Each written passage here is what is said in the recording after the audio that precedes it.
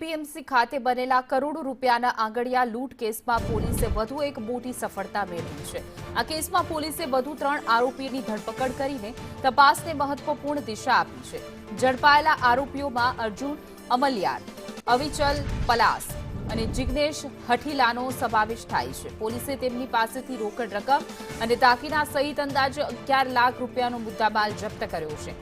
નોંધનીય છે કે અગાઉ 1.47 કરોડ રૂપિયાની લૂંટના કેસમાં પોલીસે 1.35 કરોડ રૂપિયાનો મુદ્દામાલ અને 4 આરોપીઓને ઝડપી પાડ્યા હતા।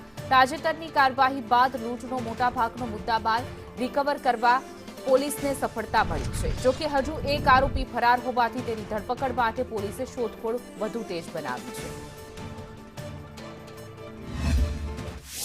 થોડા દિવસ પહેલા એક ધાડની ઘટના ઘટી હતી, જેમાં 2 બાઇક ઉપર આવેલા 6 જેટલા ઈસમોએ આંગણે પડીના કર્મચારીને લૂંટીને 1,41 લાખ કેશ અને 5 લાખનું પાર્સલ મળી ટોટલ 1,46 લાખનો મુદ્દામાલની લૂંટધાડ ચલાવી હતી। આ અન્વયે દાહોદ પોલીસ દ્વારા અગાઉ 4 જેટલા આરોપીઓને રાઉન્ડ અપ કરવામાં આવેલા છે અને પકડવામાં આવેલા છે અને 1,35 લાખનો મુદ્દામાલ રિકવર કર્યો હતો।